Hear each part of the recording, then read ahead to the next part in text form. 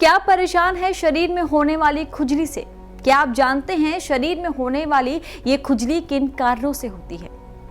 तो आपको पहले बता दें कि खुजली होने के कारण क्या है। पहला, कि आपका खान पान सही नहीं है, आपका लाइफस्टाइल सही नहीं है। दूसरा, हो सकता है आपको किसी चीज से एलर्जी हो। ऐसे में कोई भी नुस्खा अपनाने से पहले, कोई भी इलाज करने से पहले ये जाने कि आपकी खुजली की असल वजह क्या है। हकीम सुलेमान खान साहब आपको यहाँ बता रहे हैं कुछ ऐसे घरेलू नुस्खे जिन्हें अपनाकर आप अपनी इस परेशानी में राहत पा सकते हैं। देखिए, एक अच्छा इलाज है खुजली का। अगर आप विश्वास करें तो कर लें, क्योंकि आपके घर में हैं दोनों चीज़ें। वो एक तो देखिए, ये अलसी ले लीजिए 200-250 ग्राम। वो भी जानती होंगी, आपकी पत्नी भी, और आप भी जानते होंगे अलसी। और इसको हल्का सा भून के पाउडर बना लें, और इसका पाउडर 1 चम्मच लें रोज़ाना, खाने से पहले, खाने के बाद, कभी भी। और इसमें एक चुटकी, ये चुटकी है, ये एक चुटकी में जितना खाने वाला सोडा जो किचन में यूज़ होता है, सोडा जितना आए इतना खा सकते हैं। दिन में 1 बार ये खुराक लें और पानी पिएं गर्म। आप देखेंगे कि चंद दिनों में या चंद हफ्तों में आपकी पत्नी का ठीक होना मुमकिन है। ऐसे ही तमाम बीमारियों के असरदार घरेलू उपायों को जानने के लिए आप हकीम सुलेमान जी के इस वीडियो को अंत तक जरूर देखिए, और ज्यादा जानकारी के लिए हमारे YouTube चैनल हकीम सुलेमान पर जरूर आएं। हकीम साहब, अगर मैं बात करूं यहाँ पे डिप्रेशन को लेके, अभी जो परिस्थितियाँ चल रही हैं, अभी जो प्रॉब्लम्स इतनी सारी विश्व भर में चल रही है, हम बात करेंगे उसी महामारी संक्रमण को लेके जिससे कोई भी बच नहीं पा रहा है। सब चाहते हैं कि उनकी रोग प्रतिरोधक क्षमता इतनी अच्छी रहे कि उनको वो बीमारी छू तक ना पाए, लेकिन व्यक्ति कहीं ना कहीं परेशान हो चुका है, डिप्रेस्ड हो चुका है, जिसकी वजह से उसे डिप्रेशन की गोलियाँ खानी पड़ती हैं। क्या आप कहेंगे? देखिए, डिप्रेशन तो अगर ये महामारी नहीं आती जी, तब भी WHO का ये रिसर्च थी कि डिप्रेशन की बीमारी बहुत बढ़ेगी विश्व स्तर पर। और फिर ये एक ऐसी बीमारी जो संक्रमण कहलाती है, और इस नस्ल को इसके बारे में पता नहीं था कि हर 100 या 110 साल में ये महामारी आती ज़रूर है। और जब ये आती है तो पूरी नस्ल बदल जाती है जब आती है, और इससे वाकई सब के दिमागों पर असर है, जिसे हम डिप्रेशन कह सकते हैं। और ख़ास तौर पर भारत में तो लोग, ज़्यादातर लोग गरीब रहते हैं, और ऐसे लोग की तादाद बहुत है जो रोज़ाना गड्ढा खोदते हैं, रोज़ाना पानी पीते हैं। तो उनके कारोबार रुक गए, आमदनी रुक गई, भूखमरी की नौबत है। तो जाहिर है दिमाग पर असर पड़ेगा। लेकिन अगर ये वक्ती तौर पर किसी के दिमाग पर असर होता है तो वो जल्दी वापस भी आ जाता है, लेकिन कहीं इतना असर ना ले लें कि हम मुस्तकिल तौर पर डिप्रेस हो जाएं। डिप्रेशन के लिए सबसे ज़रूरी है नींद। आदमी को 24 घंटे में 6-7 घंटे ज़रूर सोना चाहिए। और अगर किसी को डिप्रेशन हो गया है तो उसका भी बहुत अच्छा इलाज यूनानी में होता है, और ज़रूरत पड़े तो उसको कर सकते हैं। चलिए, अब इसी के साथ हमारे पहले कॉलर हैं कर्नल वर्मा, इंदौर से। स्वागत है आपका। वालेकुम सलाम, बताइए। 3 सवाल है। 3 सवाल हैं जी साहब, बताइए। सबसे पहला तो ये है कि जो दांत खास जो खुजली होती है उसके कारण बड़ों को तो अलसी और सोडा दे रहे हैं, बच्चों के लिए क्या करना चाहिए? पहला सवाल ये है। दूसरा ये है कि हमारा जो एक दोस्त है उनको दांत की शिकायत है, बैठे बैठे देती है, सांस की दांत। ठीक है। तीसरा सवाल? तीसरा ये पूछना था कि जो गोंद पिया गर्म पानी, मतलब उबलते पानी में घोल के पी सकते हैं क्या? ठीक है। आदाब कर्नल वर्मा साहब, आदाब। वाकई आपने हक अदा कर दिया दोस्ती का, और आप सलामत रहें, मेरी दुआ है। अच्छा, गौन सियाह को आप उसमें घोल के पी तो सकते हैं, अगर पी सकते हों तो। काफ़ी कड़वा होता है, और शायद पानी में डल के थोड़ा कड़वाहट कम हो जाए। अगर कोई सा आप चाहें तो इसमें शक्कर मिलाकर भी पी सकते हैं, जिनको डायबिटीज़ नहीं है, या अपना फ्लेवर मिलाकर पी सकते हैं, शहद में मिलाकर पी सकते हैं। मकसद है पेट में जाना। और बच्चों के लिए जो आपने सवाल पूछा है, तो जैसे बड़ों को एक चुटकी देते हैं, तो बच्चों को उनकी आयु के अनुसार उसका चौथा हिस्सा दे सकते हैं। एक चुटकी का चौथा हिस्सा दे सकते हैं, पानी में मिलाकर, दूध में मिलाकर, तो इससे भी उनको फ़ायदा हो सकता है। तीसरा सवाल जी, इनका था एक दोस्त हैं जिन्हें सांस की दिक्कत है।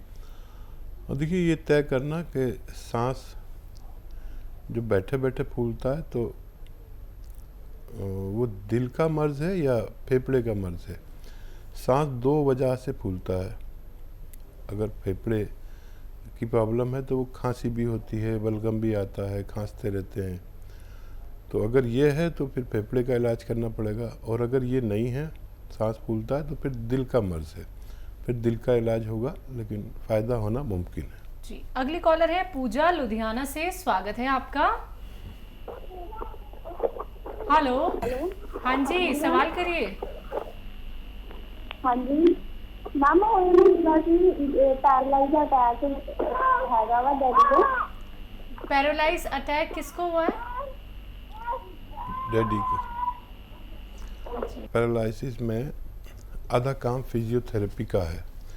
फिजियोथेरेपी कहते हैं कि वो हिस्से जो फालिज की वजह से चल नहीं पा रहे, तो उनको जुम्बिश देना, उनको हिलाना, चलाना। जैसे ये हाथ नहीं चलता तो इसे चलाएं खूब, ये उंगलियां चलाएं, बॉल दे देते हैं अक्सर हाथ में, तो उसे दबाते रहें ताकि खून सर्कुलेशन करता रहे और नर्व और पट्टों में ताकत रहे।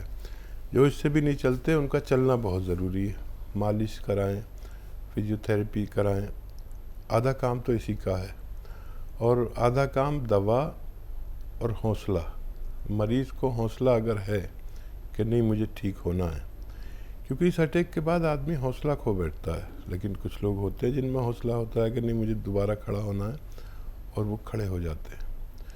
तो जो भी इलाज आप देना चाहें देते रहिए, और जैतून का सिरका 3 चम्मच पानी में मिलाकर 1 बार या 2 बार खाने के बाद, छोटा चाय का चम्मच खाने के बाद इन्हें दिया जाए लंबे वक्त तक। काफ़ी वक्त लगता है इसमें, 6-7 महीने भी लग सकते हैं, तो उनको फ़ायदा मुमकिन है। जी, अगले कॉलर हैं बिहार से मिथिलेश कुमार जी। स्वागत है आपका।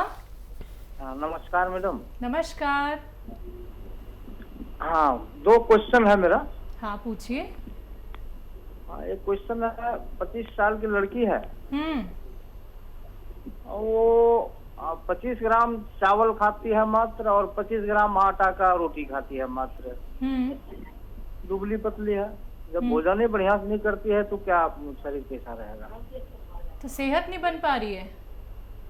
खाना ही नहीं खा रही है, मतलब शुरू से ही आदत है। 25 ग्राम चावल का भात खाती है और 50 ग्राम आटा का रोटी खाती है। ठीक है, आपका दूसरा सवाल क्या है? 40 वर्ष का एक परिवार में सदस्य है जिसको पेट में आवाज करता रहता है, 15 दिन पर खाना पतला हो जाता है। ठीक, दूसरा यही सवाल है मेरा। तो देखिए, ये जो 25 साल की बच्ची है, जो 25-25 ग्राम खाती है, तो इसके पेट में एक दिन में 25 ग्राम अदरक ज़रूर जानी चाहिए। किस तौर पर आप इसे देते हैं ये आप देखें। एक तो ये तरीका है कि उसके रोटी में अदरक का पाउडर, जिसे सौंठ कहते हैं, वो भी मिला के गूंद दें, इसको खिलाएं। एक ये है कि अदरक का 25 ग्राम अदरक का जूस निकाल के और उसमें चीनी भी मिला के पिला दिया करें। एक ये इलाज है। ये आप करके देख लें, बच्ची को भूख बढ़ेगी और ग्रोथ भी करेगी, मुझे उम्मीद है। और अगर इसकी कोई रिपोर्ट हो तो हमसे साझा कर लें हमारे व्हाट्सएप नंबर पर, हेल्पलाइन नंबर पर, तो हम और इसकी बड़ी मदद भी कर पाएंगे। और दूसरा सवाल क्या है? बच्चा जो है बहुत टाइम के बाद मोशन के लिए जाता है। हाँ, इन्हें एक गिलास दूध में 1 चम्मच बादाम का मीठा तेल, खाने वाले बादाम का, एक होता है मालिश का बादाम, वो नहीं, मालिश वाला तेल नहीं, मीठा बादाम का तेल निकलवा लें और 1-1 चम्मच सुबह शाम दूध में मिला के दिया करें। बच्चे का भी ठीक होना मुमकिन है। जी, अगले कॉलर है गुजरात से नरेंद्र जी, स्वागत है आपका। नमस्ते हकीम साहब। जी आदाब। हाँ सर, मैंने 2-3 दिन पहले फोन किया था। मैंने बताया था मुझे रेटिनर मेरा सूख गया है, और आपने जो बताया था वो गाजर का जूस है और वो एलोवेरा का सिरका है। तो सर मुझे जानना में, एलोवेरा सिरका वो जूस जैसा आता है, वो एक जेल जैसा आता है, वो दोनों मैंने मंगवाए, वो जेल जैसा आता है वही ना सर? मुझे वो कुछ जानना था सर। रेटिनर मेरा थोड़ा सूख गया है, उसके वजह से 1-1.5 साल से दिखना हो गया है। देखिए, पहले आप ये समझ लें कि मैं क्या कह रहा हूँ। आपने दोनों चीज़ें मंगा ली, अच्छी बात है, लेकिन सिरका जो है, ये आप सिरका सर्च करें क्या होता है, और फिर सिरका भी वो जो मैं बता रहा हूँ। तो सिरका होता है एक लिक्विड, और ये बला का खट्टा होता है। इसमें विटामिन सी और विटामिन ई बहुत होता है, और विटामिन ए होता है आँखों के लिए। तो सिरका आप समझ लें, अगर नहीं समझ पा रहे हैं तो अब बड़े हैं, आपको समझना चाहिए। बहुत सारे सिरके आते हैं, जैतून का आता है, एलोवेरा का आता है, गन्ने का आता है, अंगूर का आता है। आप कोई भी किसी और से पूछ लें सिरका क्या होता है, आप एलोवेरा का सिरका लें, तभी आपको फ़ायदा मुमकिन है। जी, अगले कॉलर है पंजाब से परमजीत, स्वागत है आपका। मैडम बरनाला बोल रही, बरनाला पंजाब तो। मेरे लिखे से ना पथरी है जी पित्ते दे विच 13 mm। हाँ जी, ਉਹਦਾ कोई हल हो सकता जी बिना ऑपरेशन तो? देखिए, ये पित्ते में है तो इसका ऑपरेशन ही कराना पड़ेगा। अगर ये छोटी होती तो 2-3 mm की तो निकल सकती थी। पित्ते की पथरी इससे बड़ी नहीं निकलती है। अगर ये गुर्दे की पथरी होती, यानी किडनीज की होती ना, तो कितनी भी बड़ी होती उसे निकालना आसान है।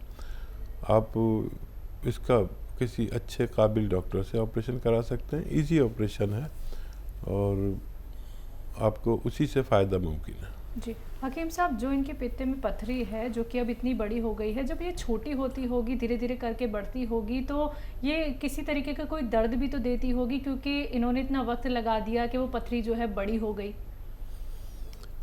और देखिए, हर रोग अपने होने का कोई ना कोई निशानी देता ज़रूर है जी।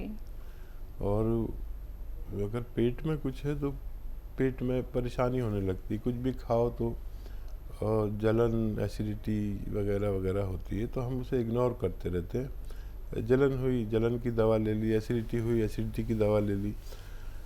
तो हमारा साल में 1-2 बार टेस्ट होना चाहिए, एब्डोमेन की सोनोग्राफी होनी चाहिए, ताकि जो भी पार्ट्स ऑफ बॉडी है, मेन पार्ट्स ऑफ बॉडी, तो उनकी सही हालत सामने आ जाती है। तो अगर पथरी होती है, अगर 6 महीने में एक बार कराएं तो पथरी होती है तो वो नज़र आ जाती है, और फिर उसका इलाज भी आसान है। जब हमारा रोग बहुत ज़्यादा बढ़ जाता है, अक्सर जब पता चलता है। और ऐसे लोग याद रखें कि दूध इनके लिए बड़ा नुकसानदेह है। चर्बी, दूध और घी और मक्खन, ये चीज़ें छोड़ दें तो पथरी बढ़ती नहीं है, वरना इससे पथरी और ज़्यादा बढ़ती है, बनती है।